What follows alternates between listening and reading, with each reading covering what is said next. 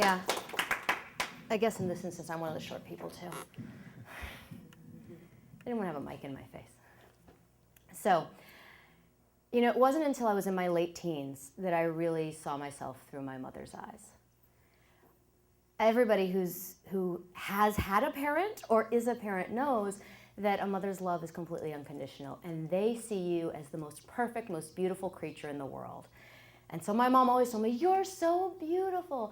And I'd look at myself in the mirror and go, okay, pretty, maybe, beautiful, I don't know. And I remember when I was in elementary school, she would read me this story before I was reading well about the forest princess. And this forest princess was strong and capable and resourceful, and she had an oval-shaped face, and she had fair hair. She did have blue eyes, and she had this little rosebud mouth. And I was so impressed with this forest princess. So after the story, I go, my mom always tells me I'm beautiful, and I go and I look in the mirror in the bathroom. And I don't have an oval face, my hair is a little dark, my mouth's too big. And I remember looking at each part of my face, because it was the first time I'd really looked at my face. And I'm like, I'm not beautiful. I have no idea what my mother sees in me. Because, as we all know, for beautiful people, the world is their oyster. Everything wonderful happens for them. Everyone loves them. They always do great in school and they don't have to work at it. They're super popular. And I'm a little nerdy. I'm definitely outspoken. And these two qualities don't necessarily make you the most popular kid in school, in elementary school and middle school and high school. The boys were not lining at my door to ask me out. And I was convinced that my mother was like drinking the Kool-Aid or something. And I kept looking at all these outer things that I thought made people beautiful.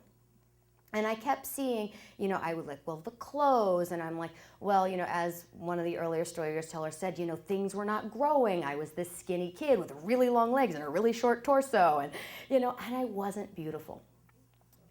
At least I didn't think so. And when I was 14, I went away to this yoga camp for the summer. And in this camp, as a lot of people know in camp, you're given responsibilities at camp that your parents would never let you do. People trust you, they assume you can do it, and they give you stuff, and you're busy. You don't have time to think about, what does so-and-so think of me, and why aren't I, and why this, and why me, and you're giving to other people. And so it was the first time in my life that I really kind of got out of this, and was more about this. So years go by, and I go every summer. I love this camp, and I go every summer. And there's this one summer, I must have been 16 or 17, and I'm getting ready for some evening program. And I'd been working all day. I shower, I put on some nice clothes, and I'm running out the door. And I catch a glimpse of myself in the mirror. And I froze. And I looked at myself, because that girl that I had seen running out of the dorm room in the mirror was gorgeous. And I had to come back. And I looked at myself, and I was so happy. And I really got it. I was like, oh, this is what my mother was talking about. Because it was me that was beautiful. It wasn't the square jaw or the hair or the lips or those different components, or whether I was voluptuous or skinny. It was me. And it was so beautiful. And it was the first time in my life that I felt that way.